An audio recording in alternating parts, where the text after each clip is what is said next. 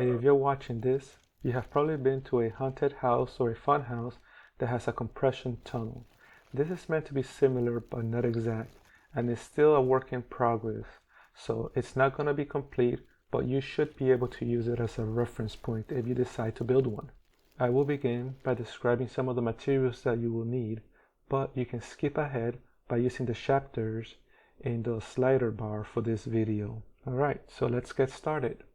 First, you will need to find your location. Ideally, it should be a fairly enclosed space, sort of like a long hallway. If you don't have one, then you will probably need to build one. This specific hallway that you're seeing here has a PVC frame outlined to it that will be used to hang the airbags, but I'm sure you can figure out other ways to use it for your hunting experiences. I will post a list of materials in the description of this video. These are meant to be for reference only and not as an advertisement. You will need 2 tarps.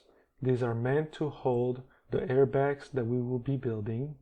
The airbags are made out of a thin plastic and could probably be very easily punctured, so this will help protect them.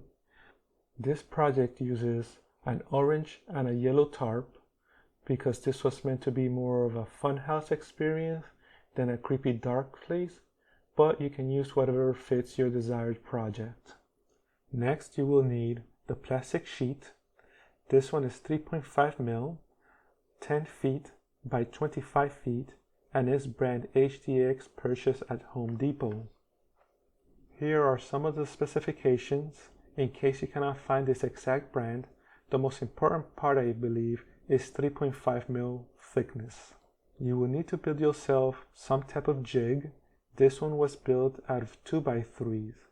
You will cover the long piece with aluminum foil and tape on the sides to keep it from moving around. You will also need another piece of aluminum to sandwich the plastic bag between them in order to keep the iron from making direct contact and damaging the plastic. Ideally, if you have a classical iron like the one pictured here that doesn't have steam holes, you may get better results. The steam holes create like a space that doesn't provide heat, and the bag may not seal properly, but you can give it a try if you have one with the holes. Next, you need a little block similar to this one. This one is 1 inch by 2 inch by about 5 inch piece of wood covered in duct tape in order to protect the bag from any possible splinters. Along with the block, you will need a very sharp knife. If you have an X-Acto knife, that will probably work best because it's very sharp. Otherwise, use the sharpest knife that you can find. You will need 4 of these 3D printed adapters. The Thingiverse link will be posted in the comments of this video. If you don't have access to a 3D printer, you could try to build something very similar using some parts from your hardware store. If you're using the 3D printed adapters, you will need 4 number 17 O-rings, but regardless of which adapter you use, you will need 4 hose clamps like this to attach the vinyl tubing that we'll be using on this project. Alright, so let's get started building our airbags. Here are the inflated airbags placed in the hallway in order to measure their fitting.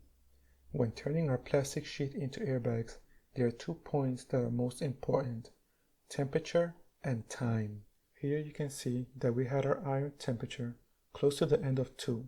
Your iron may react slightly different, so you will need to test it on a few pieces of scrap plastic to determine your temperature and time. For us, it was about 32 seconds. The goal here is to basically make 2 giant air pillows, so you will need to fold your plastic in half and place the edge halfway onto your jig in order to begin sealing it. Place your extra piece of aluminum foil over the plastic to sandwich it in between the 2 pieces of aluminum. Place the iron over the area that you want to seal and start your timer. If all goes well, you should end up with a nice sealed edge just like this. Your jig should be elevated in order for the bag to fall over the edge because you don't want the iron to be touching it. On one of your corners, You will need to leave a small opening about 5 inches long. When sealing it, you may want to put a piece of tape like noted here in order to keep the halfway edge from opening up. And this is more or less what your opening should look like once you have almost completely sealed the bag. Here's a better example of the edge partially sealed in order to leave the opening. Next, take your wooden block that has been covered in duct tape and place it inside the opening. Then take your 3D printed washer, place it a few inches away from the edge, take your knife, and start cutting the inner side of your washer. Don't rush this part, take your time, and you should end up with something similar to this.